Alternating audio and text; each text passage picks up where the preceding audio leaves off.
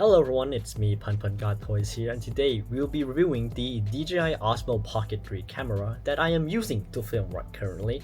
And I would say that this is probably not the best review you ever see, but this is the most honest one because I recently just bought it and I've been using it for a while now, so here's an honest review. First thing first, before we get into the upside and downside about the camera, I should probably be telling you guys about the features and what the camera could do first.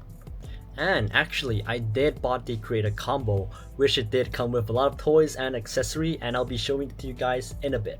So one of the first thing that comes with the camera in the set is actually the bag, where you can keep your accessories and also keep your camera. So you can bring your accessories and the camera pretty much, anywhere. So this is all that you get in the creator combo set. And first thing first, the thing we have here is the camera itself. We have the wrist strap, the hard case, the wide angle lens, the small accessory mount, the large accessory mount, which is also a battery, a tripod stand. We got a charging and data cable, a wireless microphone, and also a dead mouse, which you can put it on the microphone. Okay, so we'll be dissecting this package bit by bit. First thing first, we have the camera, the Pocket 3, we have the screen, we have the joystick, which can use in a lot of ways. We have the recording button and also the power button. And from the side, we have this memory slot. We also have the USB-C charger port, which can be used to charge and also transfer some files from the camera into your phone or maybe your MacBook. So the next thing we have here is the extension accessory that is used to mount on the bottom of the camera. And here we have, so it actually has this hole right here, which can be used to stick to some tripod or maybe some other extensions, which I will be showing you in a second. And it just clicks on right here. You have a button right here, so we can open and close it.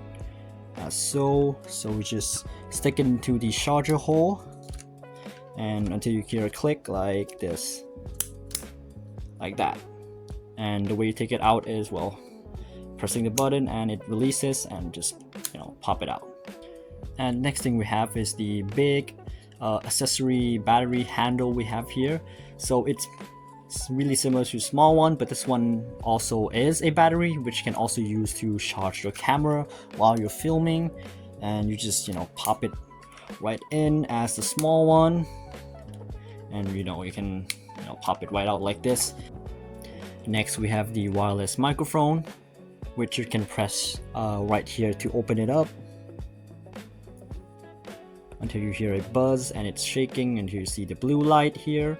And this button is also the record button, where you can press it manually and record it with the camera when it's open. And this microphone actually automatically connects to your camera, so you don't really need to set up much. Just open the camera and open it up and you can use it.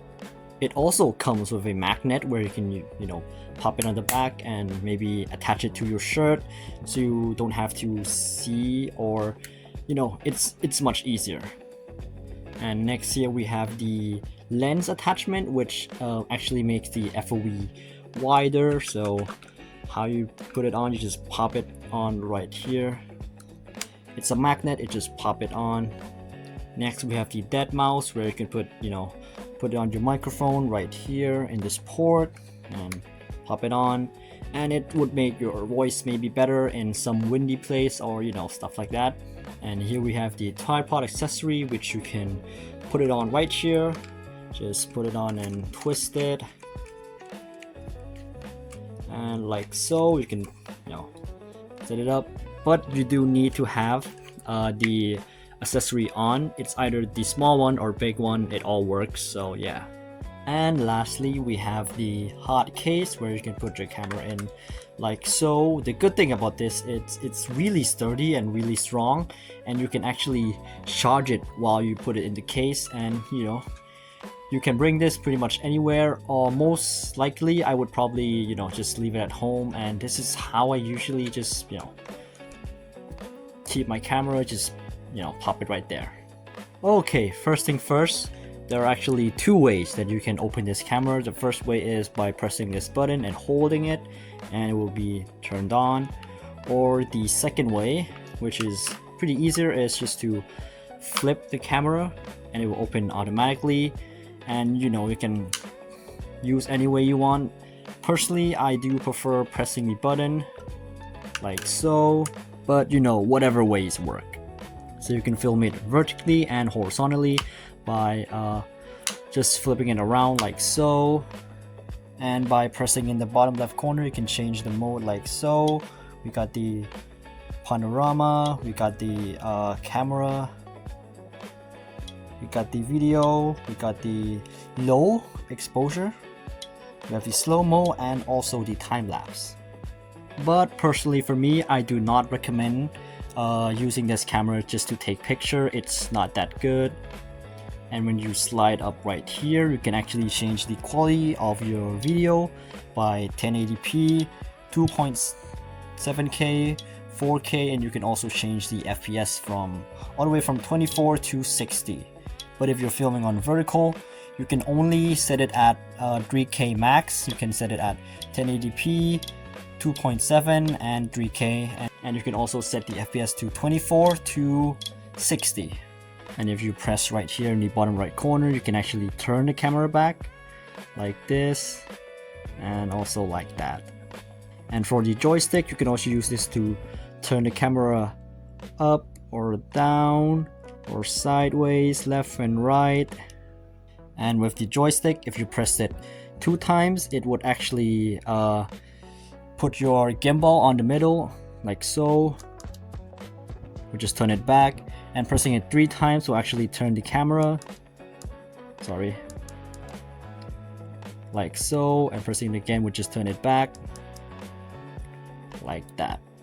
And the really good thing about this camera is its active tracking, where you can just double tap on the screen like so, and it would track my face.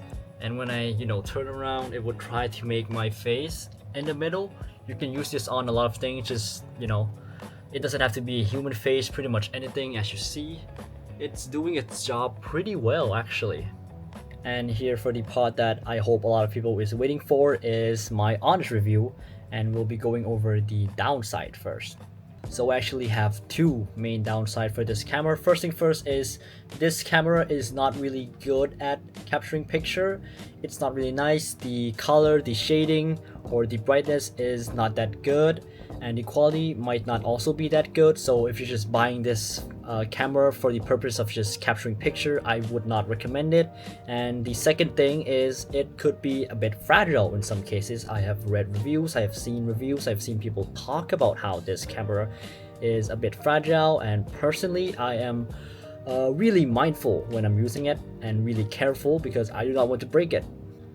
And now for the upside. The first upside we'll be talking about is this camera is actually really user-friendly. It's really easy to use, really easy to learn. There are tons of tutorials online, and the settings are really easy for people to just set up to use. Second thing is the camera quality. It's in 4K for horizontal and 3K in vertical, which is really nice. The FPS actually comes pretty nice as well, so it's really good for filming. It's really versatile, and it's just overall really good camera. And lastly, this camera is very small, and you can take it pretty much anywhere and film anywhere as well. It's really small, so if you have a fear of, or maybe anxiety of, maybe when you want to film in public but your camera is too big, you don't have to be scared of that because this camera is really small. And lastly now, for my personal honest opinion, I think that this camera is really good. Maybe the price might seem a bit pricey for some people, but I think it's really worth it. This camera is very versatile. The quality is really good. The sound quality is also really good, and overall this is just a really good small camera for creators. And I guess there we have it, my honest camera review. And so if you like this video, you can like and subscribe, and I guess see you guys in the next video. Bye bye.